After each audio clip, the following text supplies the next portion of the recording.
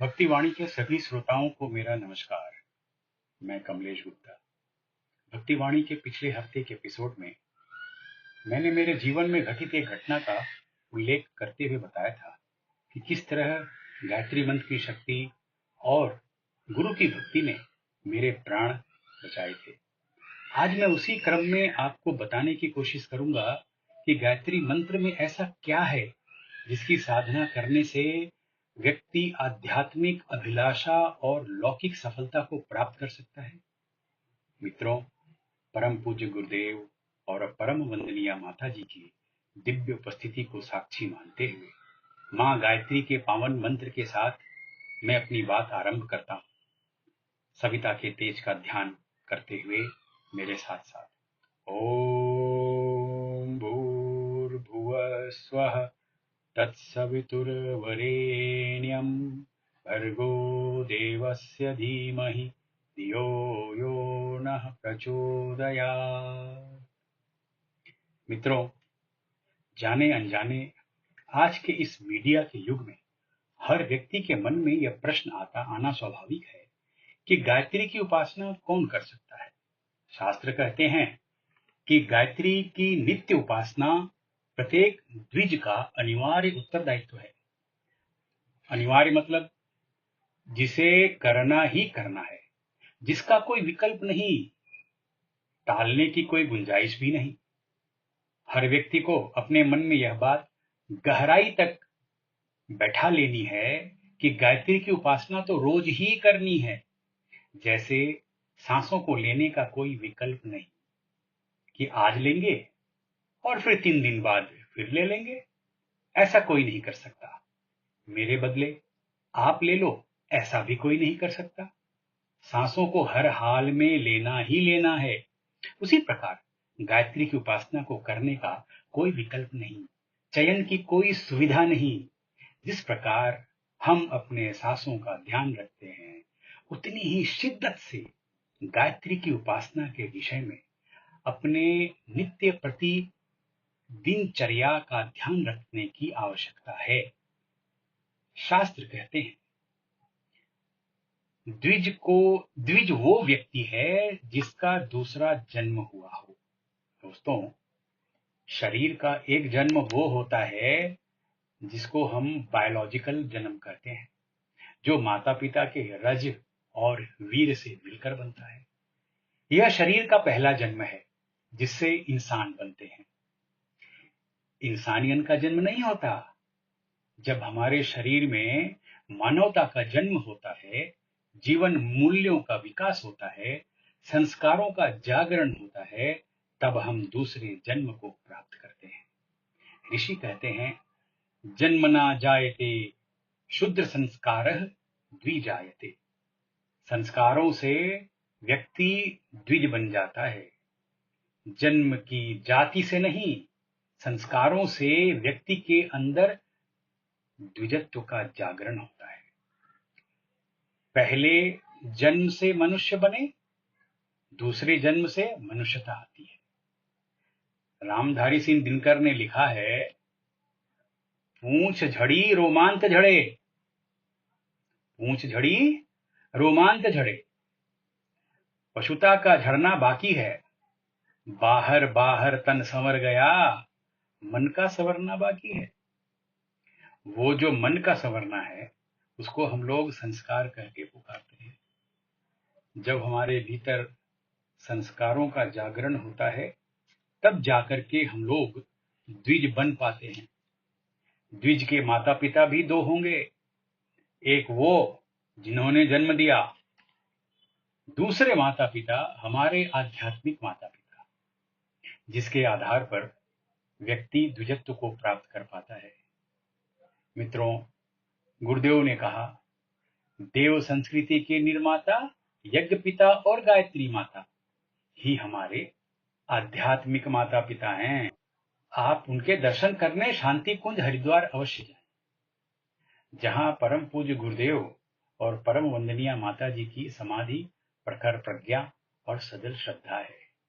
उनको प्रणाम कर जैसे ही आगे आएंगे, आपको यज्ञ पिता के दर्शन हो जाएंगे। वहां से आगे चलने पर गायत्री मंदिर को पहुंचेंगे तो गायत्री माता के दर्शन हो जाएंगे। जिसके जीवन में सद्बुद्धि रूपी मां गायत्री आई और सत्कर्म रूपी यज्ञ आए, वो अपने को द्विज कहलाने का अधिकार प्राप्त कर लेता है, वरना उसका जीवन एक पशु की भांति है जिसका उद्देश्य सिर्फ पेट भरना और परिवार बड़ा करना। इंसान इंसान तब बन पाता है जब अपने शरीर से ऊपर उठकर अपनी आत्मा के विकास के विषय में सोच पाता है। महर्षि पुनर्वसु के जीवन की घटना आती है कि वो ध्यान में निमग्न थे तो उनके मुंह से निकला, महाविनाश महाविनाश। ऐसा सुनकर उनके शिष्य अग्निवेश ने उनसे पूछा, गुरुदेव ऐसा क्यों बोल रहे हैं? ऋषि बोले, मैं कलयुग के चरम को देख रहा हूं। शिष्य ने पूछा, ऐसा क्या होने वाला है?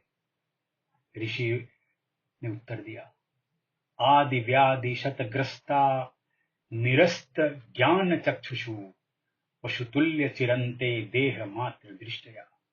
मैं यह देख रहा हूं कि कलयुग में लोग शरीर और मन की बीमारियों से ग्रस्त हो गए हैं, उनके ज्ञान के चक्षु बंद हो गए हैं, वह करने में लगे हैं जो नहीं करना था, पशुतुल्य जीवन जी रहे हैं और देह को ही सब कुछ मान कर बैठे हैं। तब उनके शिष्य ने पूछा, इसका कारण क्या है गुरुदेव? उन्होंने कहा, प्रज्ञा अपराधम मूलम सर्व रोगाणाम। इन सब का मूल कारण है प्रज्ञा का अपराध होना। जो कार्य वर्जित था, जो सोचना वर्जित था, जो खाना वर्जित था, जहां जाना नहीं चाहिए था, वह सब हो रहा है। जब व्यक्ति इन परंपराओं का पालन कर रहा है तो उसके अंदर कौन सा अपराध हुआ? तो प्रज्ञा का अपराध हुआ। उन्होंने कहा, इसका समाधान क्या है? प्रज्ञा अपराध हरणिम चित्त निर्मल्य कारणम गायत्री मोक्ष धाम भजे। महर्षि ने कहा, प्रज्ञा के अपराध को हरने वाली, चित्त को निर्मल करने वाली एक ही शक्ति है जो मोक्ष का द्वार दिखाती है। उसका नाम है गायत्री। गायत्री उसको मिल पाती है दोस्तों, जो अपने शरीर से ऊपर उठ करके अपने आत्मा की उन्नति के विषय में सोच पाता है, जो अपने जीवन को बदलने के लिए तैयार होते हैं। उसके जीवन में द्विजत्व की प्राप्ति होती है। आपको यह बात हमेशा याद रखनी है कि जिस तरह से सांस लेते हैं वैसे ही गायत्री की उपासना करने की आवश्यकता है। इसमें कोई कोताही नहीं, कोई कंप्रोमाइज नहीं। जो अपने जीवन में सद्बुद्धि रूपी गायत्री माता को और सत्कर्म रूपी यज्ञ पिता को प्रतिष्ठित कर लेते हैं, वह दूसरों को बता पाने के अधिकारी बन जाते हैं। जिस प्रकार आपको डिग्री प्राप्त होती है तो आपका कन्वोकेशन होता है, आप सर पर हेड या पगड़ी लगाकर जाते हैं, लोग दूर से देखकर पहचान लेते हैं कि इनको डिग्री मिल गई है। उसी प्रकार दोस्तों, आप द्विजत्व के अधिकारी बन जाते हैं और आपको यज्ञोपवीत को धारण करने का अधिकार मिल जाता है। यज्ञोपवीत ही सही अर्थों में मां गायत्री की साकार प्रतिमा है। हम अपने कंधे पर श्रवण कुमार की तरह से हम अपने माता पिता को लेकर के चल रहे हैं। देव संस्कृति के निर्माता यज्ञ पिता और गायत्री माता हमारे कंधे के ऊपर विराजमान है। जो व्यक्ति गायत्री के मर्म को अच्छी तरह से समझ पाता है, वह यज्ञोपवीत को धारण करने का अधिकारी बनता है। और जो यज्ञोपवीत के मर्म को समझ पाता है, उसकी गायत्री की उपासना भी सफल हो जाती है। ना तो उसका किसी जाति से संबंध है, ना जन्म से संबंध है, उसका संबंध अपने कर्म से है। जैसे ही व्यक्ति के कर्म शुभ हुए, चिंतन उज्जवल हुआ, वैसे ही व्यक्ति उसको धारण करने का अधिकारी बन जाता है। इसलिए शास्त्रों में यज्ञोपवीत को सूत्र कहा गया है। सूत्र का मतलब यह होता है कि सूत्र के अंदर मूल रूप में शास्त्र आ गए। जिस प्रकार महर्षि पातंजलि के योग सूत्र के अंदर पूरा योग शास्त्र आ गया, वैसे ही यज्ञोपवीत रूपी सूत्र के अंदर गायत्री मंत्र की सारी शिक्षाएं समा गई। इसके अंदर हम लोग सारी शिक्षाओं को धारण करके चलते हैं, और गायत्री की शिक्षाओं को धारण करने का मतलब है वेदों को धारण करना। जब आचार्य शंकर ने गायत्री मंत्र की व्याख्या करी तो उन्होंने कहा, अत्र गायत्री सावित्री सर्ववेद सारम गायत्री इति। इस गायत्री मंत्र के अंदर सारे वेदों का सार आकर के प्रतिष्ठित हो गया है।